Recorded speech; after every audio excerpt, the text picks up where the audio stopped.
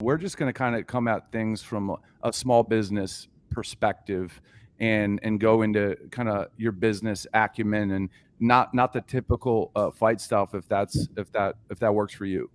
Yeah, whatever you guys want to talk about. You know me, I don't give a fuck. So fire away. Perfect. Cool. All right, let's roll into it.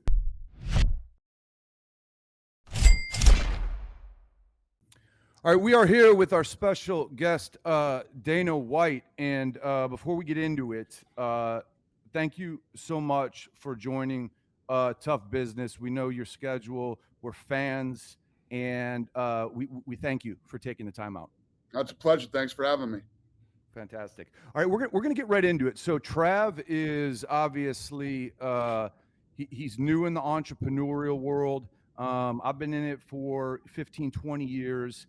And our listener base is people who are trying to get their feet wet. These are motivated people who maybe haven't found their lane yet.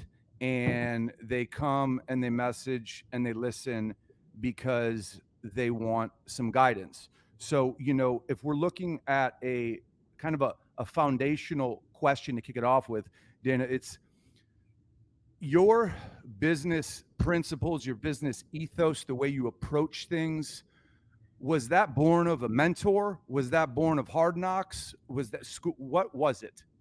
Well, first and foremost, I've been very lucky and blessed in that I always knew exactly what I wanted to do since I was a little kid.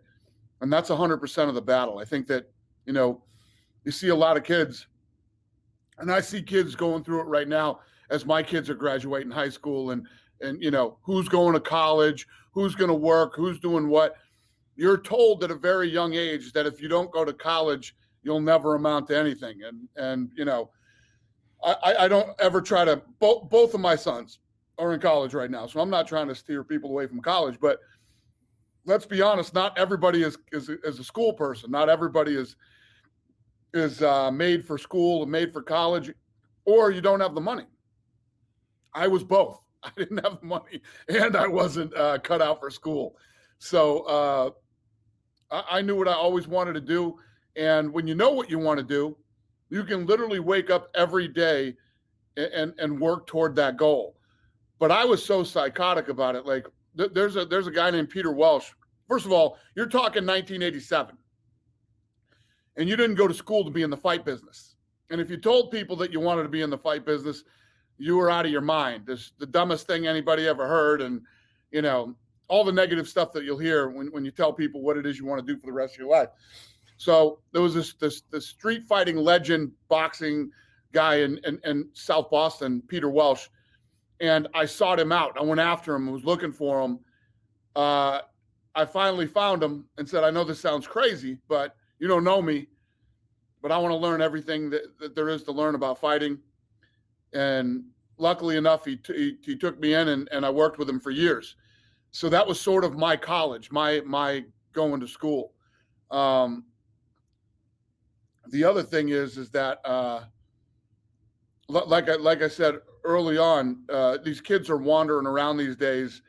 You know, some of them are in college, and if you ask them, you know, what's your major, they'd be like, well, I'm majoring in political science, but I think I'm going to switch to this and that, because they're in school because they were told they had to go to school, but they don't know what they want to do. So you get a lot of these kids that graduate from college with an education that they don't really use because they just went to school because they were told they had to. So I think that's 100% of the battle for people, is knowing who you are and what you want to do for the rest of your life. So you know you want to be in the fight business, and you seek out Peter Welch. Now that, I assume, and correct me if I'm wrong, that was based on kind of the technical ability of fighting, or did he also have a business mind? Well, you know, no, it was everything. I mean, this guy was running he had a gym, and then he and I ended up running a gym together in South Boston. And, you know, he and I were one of the first ones to really get out there and start doing the whole cardio boxing thing, where you were, you know, you would bring people in and teach them how to box, not to fight, but, you know, for fitness. And the great thing about doing that was you know, I don't know if you have any experience in the fight business, but there's nobody worse to work with than fighters. They're on their own fucking time, their own. I was Travis's manager for his whole career. Well, then you know. And more importantly, they ain't paying you shit. Okay, they don't want to pay gym dues. They don't want to pay training dues. They don't want to pay for anything. So to be able to work with professionals, you know, guys that are businessmen or keep a schedule, show up on time, pay when they're supposed to. It was actually a great business, and I actually really enjoyed that part of my life. You know, it's funny because now, you know, where I am now, people always look back and go, "Oh, you were a fucking box aerobics fucking guy." Yes, I was, and I loved every minute of it. It was a great business. I made damn good money, and if this all didn't work out, I'd probably still be doing that right now.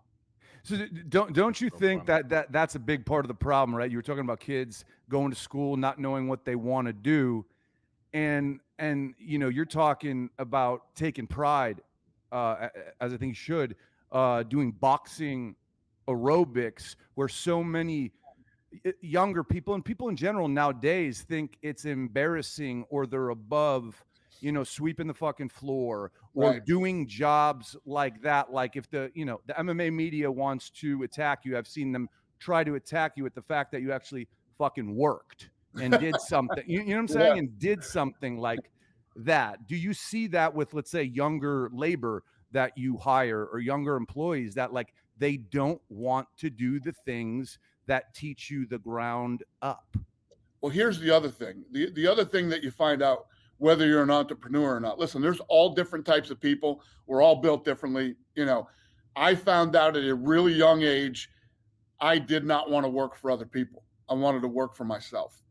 And obviously there's a lot of things that you have to work for yourself. You get, first of all, is initiative. You got to be a hard worker. You got to be willing to get up every day without being told to. You know, people look at being an entrepreneur as freedom. There's no freedom whatsoever when you're an entrepreneur. You are married to that business, and it's 24/7. There's no birthdays, holidays. There's none of that shit. There's problems every day when you get out of bed that you got to deal with when you own your own business, as opposed to not owning your own business. And believe me, there's lots of people out there that all they're looking for is, listen, I want to work 9 to 5. I want weekends off. I want every holiday off. And I am not staying till fucking 5:02. I'm out of here at 5. Yeah. But it takes all different types of people. You know, when you own a business, you need the 9 to 5ers too. But you got to figure out early too if how you're built and who you are. Everybody thinks they want to be an entrepreneur, you know, until you actually become one. It's a lot of work.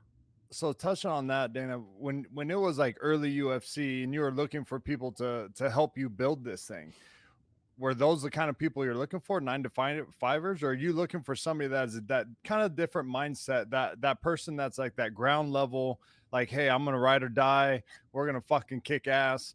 We're going to make something of this shit. Or are you looking just for the 9 to 5 people? Like what? Because I know that was a lot harder probably then than it is now, right? Like 100%. There's levels. So you have when you're building a business like we did here, and we started off with like 3 employees, and then started to grow. 1 employee, me originally, and then but I brought in a lady that was working for me on the boxing fitness side, and I think fucking the 3rd employee we hired here was Josh Hedges, who still works here. You know, I think Josh was the 3rd or 4th employee. And, you know, you're looking for people that are savages, that will work the hours, that will do the travel and all that stuff. But you're going to have people that work in the office that are 9 to 5ers too, you know? Sure. Not everybody's a fucking savage, and not everybody sees your vision, but you still need somebody to answer the phones and, you know, to do things like that. You know, there's different positions around a company that's as aggressive and as savage as the UFC that can still work 9 to 5. But one of the things, if you look at my company and the way that this thing's been built from the ground up, when I went through COVID, the whole fucking team went through COVID. We were off for 6 weeks during, the lockdown or whatever you want to call it. And the reason we were off for 6 weeks, because I was fucking trying to figure out in that 6 weeks how we were going to make this thing run. But we had, I remember when the whole COVID thing started, I had a big meeting downstairs in the restaurant here at UFC headquarters. And I basically said to my whole team, I don't understand this thing. I don't know what the fuck is going on. I don't know how this is going to play out or what's going to happen. But if for any reason any of you are scared or have a loved one at home that might be affected or whatever, you guys can go home. You guys can go home, stay home till I get this thing figured out. Yeah. Boop. Fucking nobody went home. Yeah. Nobody went home. They all stayed here. They all worked. Then I made sure that everybody got paid. Nobody got fucking laid off, and that we worked and we went through this pandemic. And, but that's the mindset here. And that's the type of team that I have built over the last 20 years here at the UFC. So yeah.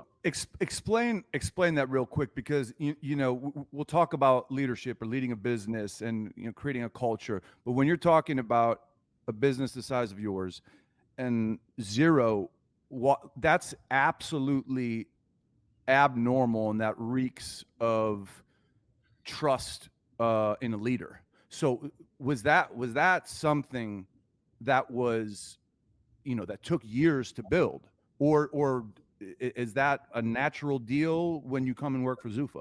I'm super fucking psychotically crazy about loyalty. Okay. And, if you're loyal to me, I'm loyal to you. At the end of the day, everybody wants to do what they love, whether you work in this company and you're part of the production team, you're part of PR, you're the marketing team, whatever it is. Everybody wants to do what they love. Everybody wants to work and take care of their family. They want their careers to go like this. So if you look at the UFC over the last 20 years, we've been a fucking rocket ship that's just gone like this, right? Yeah. And we have fucking crazy Christmas parties. Okay. We've had the Red Hot Chili Peppers play at our Christmas party, Kid Rock, Snoop, who else am I forgetting? You get my point. Yeah. I said the Peppers. Yeah. Just every year we have some crazy band come play. We have a fucking blast, and every single year I get up on that stage and I tell my team, you're the absolute fucking best in all of sports, better than fucking this, that. I fucking love you guys. I do anything for you. Now, the first time the company's ever seen any real adversity is COVID. Standard procedure. This thing goes down, you lay off 35% of your staff, you fucking cut all your executives' pay in half, and you fucking go hang out at, I got a really nice house. I go hang out at my really nice house till this fucking thing's over, and, and fuck all you guys. Good luck to you. Right? Yeah. That is not consistent with what I've told you over the last 20 years. That is not consistent with, if you look at all the hard work that you've done for me over 20 years, the minute we face adversity, I'm going to fucking fold and let you guys all flap out in the fucking wind. Good luck to you. And no, that is not how I operate. That is not the way that it was going to fucking go down. So, I got my Hunter Campbell is like my right hand fucking man here. He's a lawyer. We fucking dug in and we started fighting, and we started figuring out how we could run through COVID. And it's, I think that my relationship right now is better than it's ever been with my team. And it's always been pretty fucking good. And that's why when I get up and say, hey, listen, any of you guys want to fucking walk out of here and go home, go ahead and walk out and fucking zero leave. That's why. See, and I think as an athlete, as a previous athlete, now as a business owner, it was really amazing to see you really step up and the team step up around you and just make every thing happen in such a short amount of time when the world was fucking falling apart. You know what I mean? Like, you were responsible for keeping food on the families for all of your athletes, for all the people that stuck by you, all these employees and all that stuff. And then as a business owner, to see yourself at exactly what you said, you could have said, okay, we're going to cut 35% of the people. We're going to dock pay. We're going to do this and that. And I'm going to go home and hang out, you know what I mean, with my family and chill. And the fact that you're just up there working your ass off, man, like that, not that you do it for a pat on the back or anything like that, but it's not talked about enough. You know what I mean? Like, you were there to fucking back people up, and you got their back, whether other people were yay or nay about it. You know what I mean? It's like, fuck, think about this. Shit. I mean, there had to be a lot of people in my team, you know, that were scared too. You know, that this thing, there was so much uncertainty going into this whole COVID thing. And then you got the fucking scumbags in the media. The media onslaught was fucking insane every day. And just how, you know, what a horrible leader I was. And that, you know, what's the word I'm looking for?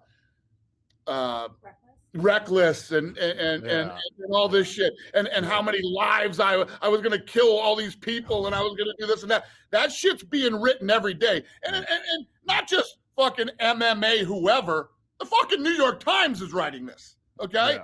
The New York Times and media of that level every fucking day, just hammering away. And, you know, it's not like my staff isn't reading this shit too. So these guys are reading this shit too. So again, just another testament to how, you know, tight we are and how much they believe, and not just the staff, but the fighters that were willing to trust in me that I was going to do whatever it took to make this thing safe and to pull it off. Yeah. So, yeah, there's so much there, but the first thing that sticks out is, you know, you're talking about the fighters, you're talking about your staff, but dude, taking arrows, taking bullets, taking RPGs to the friggin' head like you are from the media, you're a person too, right? And obviously you got thick skin, but people try to develop that and they can't come anywhere near that. So I don't want this to sound wrong, like the humanity in you, did it ever wear you down? Like, fuck, man. You know what, though? It's part of this business. It's part of this business. Again, I mean, it's the same thing. What happens is when you build something great, and I say this all the time, whenever you build something great, it's always surrounded by negativity. When you're in a business like us, the level of scumbags that are in the media, it's unexplainable. I mean, it's going on right now. You have these scumbags out there that know nothing about the business, telling all the fighters, "Oh, you're all being underpaid. You're not being paid enough money. You're not this." It goes on every fucking day.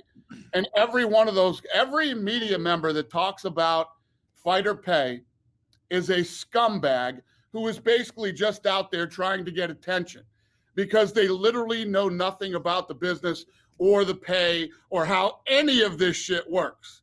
So it's all part of the game. It's just, that's who they are, and that's what they do, and I literally could give a fuck. That's it right there. And so me and Trav were talking about on a previous episode, the UFC, the business model, the respect we have for it. And Trav, what you said about always getting what you were, go into that, because that was, yeah. The first thing that I said was that you guys always paid me what you said you were going to pay me, and most of the time it was actually more, right? So yeah. All these people that are complaining about it, that are up and, you know, just talking shit about it, at the end of the day, I'm the one that signed that fucking contract, and then I'm going to turn around and I'm going to bitch about it, or I'm going to bitch about it to a fucking reporter or something like that. It's like, that doesn't make sense to me as a man, right? Like, I signed the contract. If I wanted to get paid more, and you guys have always been upfront about it, hey, when you're a free agent, go find a better deal. You see what I mean? And like, I always felt like I was a part of the UFC when one of my contracts was up. We had a bigger offer, but I told John, I was like, listen, the best fighters are here in the UFC, and I'm not trying to be a B-level fighter. I'm trying to compete against the best. You know what I mean? And we stayed with, and you guys have always treated me right. The pay has been there, and again, it's always been at least what the contract was, and most of the time it was more. So these people that are complaining, people that in the media that don't fucking hear that, they hear the little bitch that's crying and complaining because, you know, you get these like entitled people, or I don't know where the fuck it comes from. It's like they're just whiny little bitches, and then they go to more whiny little bitches that'll write about it. You know what I mean? And then it's the world we live in today, and it's heading even further into that direction. But the thing is, with the fight business is a game where everybody wants more money, everybody wants to be paid more. It's never going to end. You know, at the end of the day, what we're talking about here, we're running a business, and there's a reason we've been as successful as we have been, not just in the fact, and we're not a company that just, you know how much money we reinvest in the sport to make the sport bigger and better for everybody, which is what boxing has never done. And that's one of a million things where they fucked up. And listen, at the end of the day, it's all about when you run a business, it's about knowing who you are. Who are you? And what you've done for people, you know, that other people don't know about. So, you know, I could, none of that shit matters to me. It's why I don't ever defend when people try to talk about, you know, fighter pay and all this shit. You never hear me coming out and going, well, shut the fuck up. Okay. You have no idea what you're talking about. You guys know nothing about this business. And if you do, if you're that fucking smart and you think you got all the fucking answers, then go out there and compete with me. Yeah. Pay all my fighters more money than I'm paying them, and you build your own fucking business. See how that works. Yeah. Put that on the media guys that are out there talking about it. They can't do it. And that was one of the things too that we were talking about. It seems like from the get-go, it was always about building the UFC compared to building up the single fighter, right? Brand building over up fighter. Brand over fighter, right? And it's worked. And look at the monstrosity that you've built over the last 5 years. Well, it's unapologetic too. I feel like exactly. Some organizations feel like if they admit the brand comes before the fucking fighter, because the brand is eternal for its existence, and fighters come and go and do stupid shit or whatever. It's like it's almost like something they feel they need to why fucking like that. That's a business model. But that is too, when you take the brand, it works both ways, because what happens is when somebody comes in and they start working their way up in the UFC, the brand builds them up and turns them into stars. Then once you have the brand plus Chuck Liddell, the brand plus Matt Hughes, the brand plus Ronda Rousey, the brand plus Conor McGregor, it's powerful for everybody. It's a very incredible relationship when you have both the brand plus the star. Yeah, 100%. What I'm thinking about is, you know, not to go backwards, but we always talk and we debate about the drive of entrepreneurs. Are you of the opinion that they are born or they can be made? That's a good question. I don't know the answer to that question. I believe that it's either in you or it's not, and I think it comes from. You know what I always say. You know, you said this earlier, which is true. It's like people look back on people and say, "Oh wow, used to be a box aerobics instructor." Well, I was a bellman too. I used to carry people's bags. I also used to pave roads. I used to do paving, which is fucking brutal work. But I think everybody needs to have jobs like that to find out who you really are. Because first of all, it takes a bunch of shitty jobs to realize, fuck, I don't ever want to do this again. I don't want to do this for the rest of my life, no matter what it is that you do, that you find out that you don't like. But you don't know what you don't like until you do it. And then you want to talk about hard work. You don't know what hard work is until you've done hard work. You know, when you've worked a summer for a paving company, anybody tells me, oh, I used to work construction. Yeah, what'd you do? I poured concrete. I'm like, this motherfucker knows what hard work is. I used to pave roads. This dude knows what hard work is. I used to, there's jobs out there that, so people are always telling me, wow, you work so hard. I'm like, oh, yeah, no, I don't. Trust me. There's people out there who work hard. I'm not one of those guys. I just love what I do. I love what I do, which makes it awesome. It's like if your favorite thing in the world is going to the movies, me coming to work every day is like you going to the fucking movies. That's what it's like for me, because I love what I do. When you hate what you do and it's hard as shit to do it, like these construction jobs, every day when you get off work, you feel like you got one foot in the grave. Then you know what hard work is. And when you get into something that you love, you know the difference and you realize it. So anyway, that wasn't what you fucking asked me. I don't even know how I ended up here, but I don't know. I think that if you get out there and you start testing the waters and you start realizing, I don't like this and this isn't what I want to do for the rest of my life, and you realize what hard work really is, I think that, and you have to be a guy. You have to be a guy or girl that is willing to get up every day and have other people rely on you for a paycheck, which is a lot of pressure. There's a lot of pressure on you when you have, 100 people who are putting their kids in school, putting clothes on their back and feeding their families off decisions that you make every day. Do you think part of it is having, and I don't want to sound like a philosopher, but having a level of comfort with the unknown, right? If you're leading a ship, if you're leading a business, you don't know if your fucking decision's right, but you're going on what you're going on, and there's people backing you up. So like almost having because there's people who like feel like they need to control everything, and they can't lead shit because you can't control everything. You know what I'm saying? Do you find that being comfortable with something that you don't know or the future and just believing in what you got, your skills, is part of the trick? No, you're right. Yeah, believe me, there's a lot of decisions that I've made in the past. And obviously I had a lot of philosophies on fighting and what I believed. I believed that this thing would work everywhere. And it didn't matter what color you were, what language you spoke, or what country you were from. We all got fighting and we liked it. And if I could just get it on TV, and if I brought you the live event and you went, there's no way you were walking out of that live event and going, yeah, I'm never coming to one of these again. So it was all these kind of things that I believed in. And what you have to do is eventually get a bunch of people around you that are talented and better than you in these different areas that believe in you too, and believe in the decisions that you're making, and believe in the philosophy of the company and where it's going. Was that hard for you? So the better than you part for someone who creates something is typically where a lot of people struggle. But obviously the smart ones understand that it's mandatory. Was that a tough thing to adjust to, or did you always know, like, I'm the boss, but I'm the smart one if I'm hiring the smarter ones?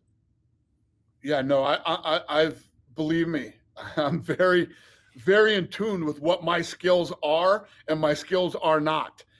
And yes, that's why we have always been about hiring, the absolute best.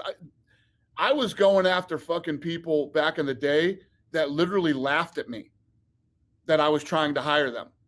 Laughed at me. I'll never forget, was a sales guy. This guy was a sales guy that sells sponsorship.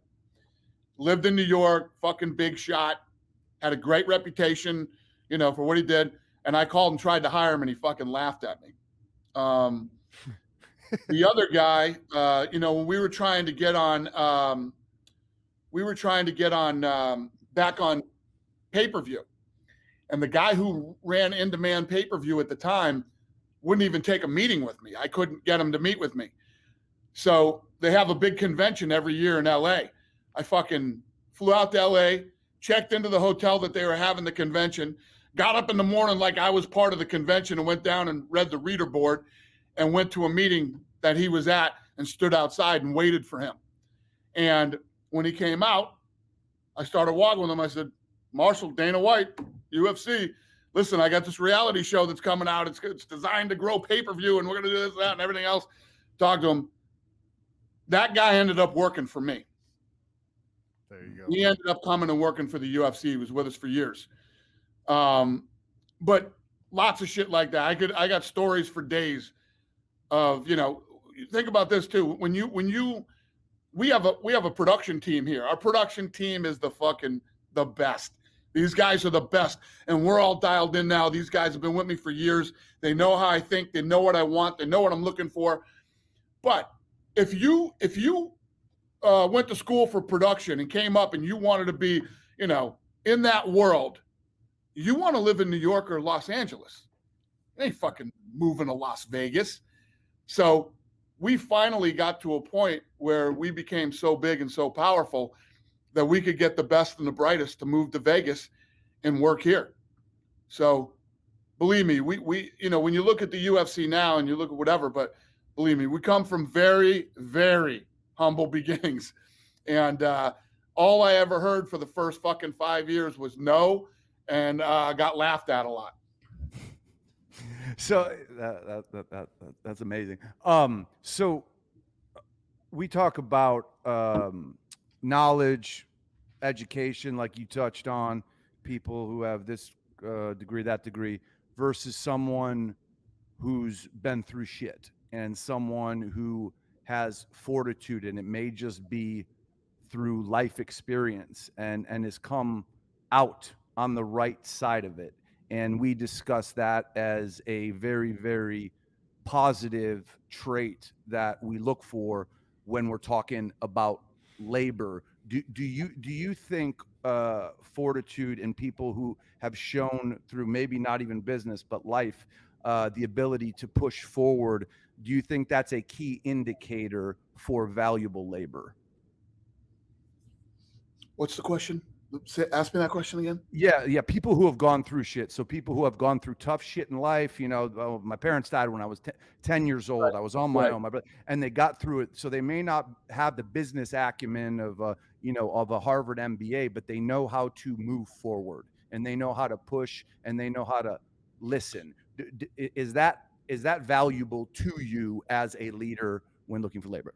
It depends. I mean, there's so many different things. I mean, first of all, yes, that's all important.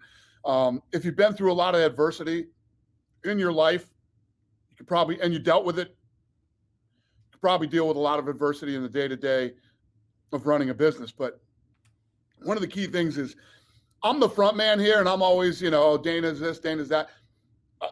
I think it's been pretty clear as we've talked through this thing.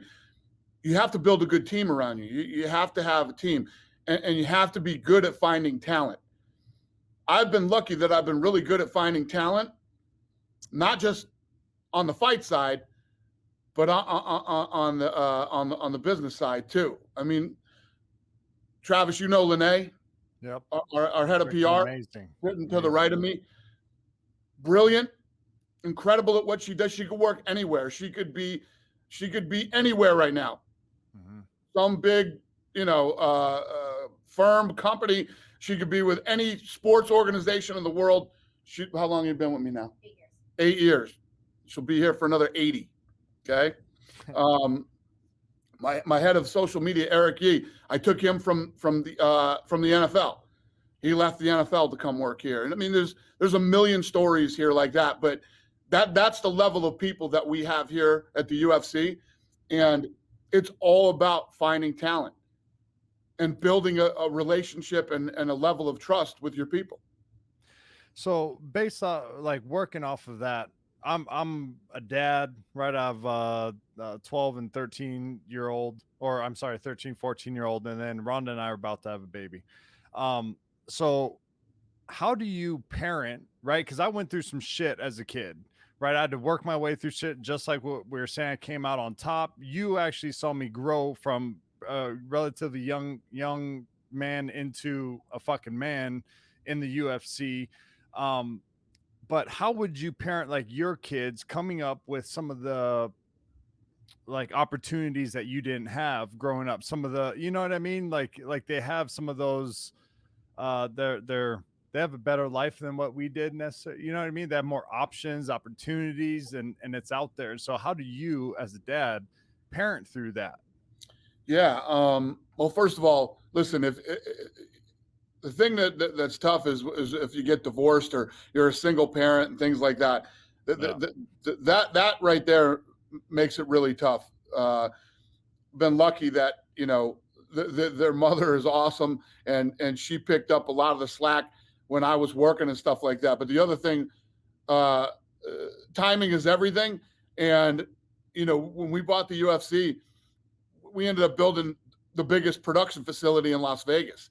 So then streaming and all these things happen. So I'd be on the road sometimes, but I'd be able to watch plays, games, whatever it was. I would watch it live streaming. My people would actually be there filming my kids' recital or the thing, and I would be watching it live from New York or wherever the hell in the world I was.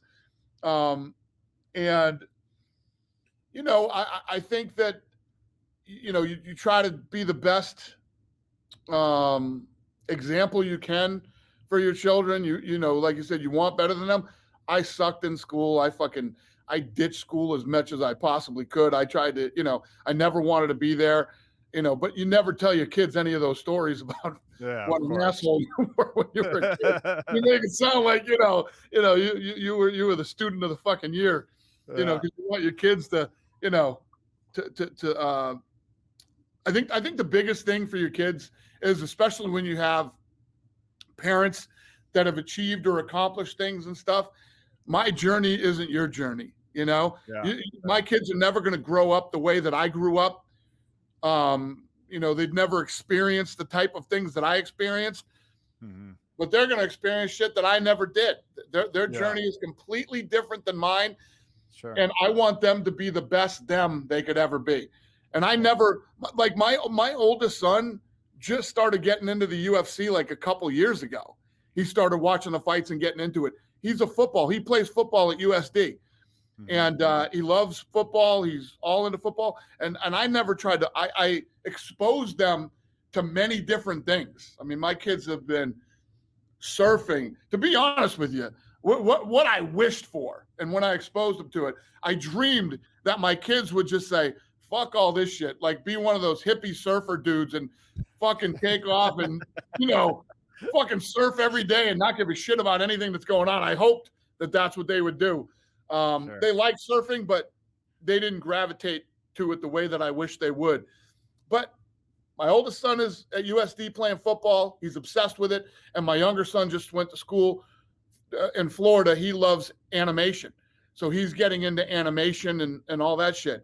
So I exposed them to everything that I possibly could, put zero fucking pressure on them to be any way, shape, or form involved in fighting.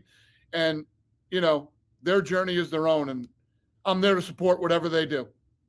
Nice. Real quick on that. When you have a level of massive success, public success like you have, does that make it tough to parent because your kids know there's a level of comfort? Does that make it more difficult? People can see the numbers. Yeah, I don't know. What the thing is though? In my house, my kids didn't really grow up like that. It wasn't. We never really talked about money. We didn't. How do I explain? I don't know. We're not. We're just not. We were just never those type of people. We're not rich assholes. We're normal. We try to be as normal as we can. There's never any real talk about money in my house, or anything like that. And I built an obnoxious house like 4 years ago. So they didn't grow up in an obnoxious house till they got to high school.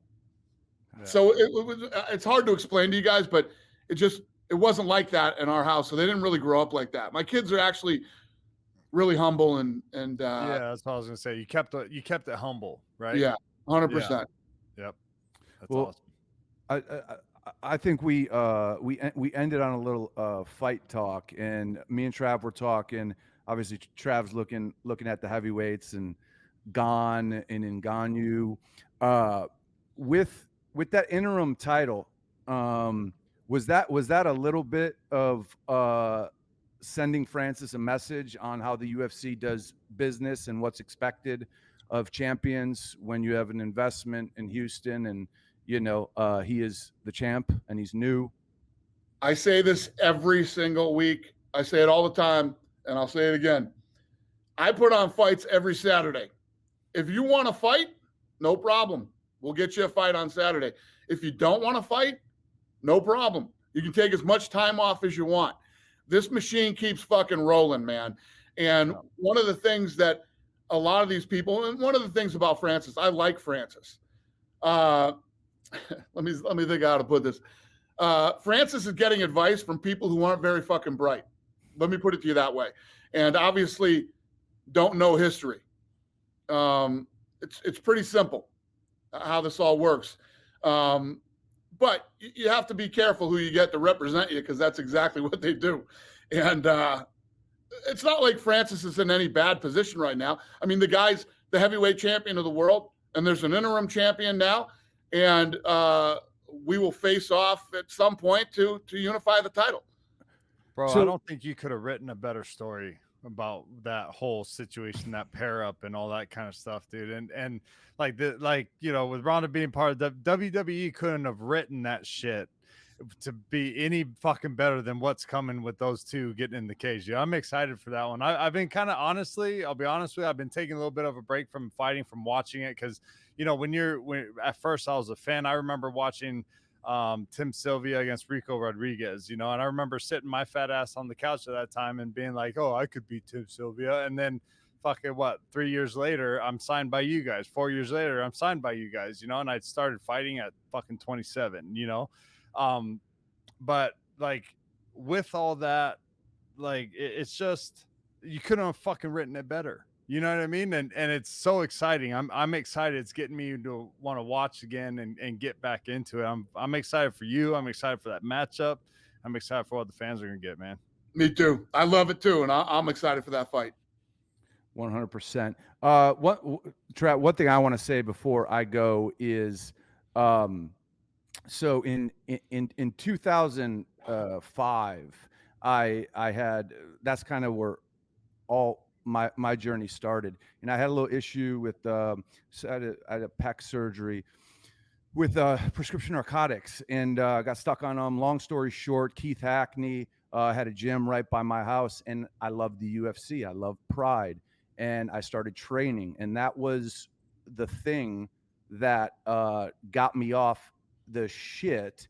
And then once that happened, I opened an MMA retailer, and basically my entrepreneurial journey and my sobriety continued, and the UFC was and still is just a monster part of my life, and I wanted to thank you for that.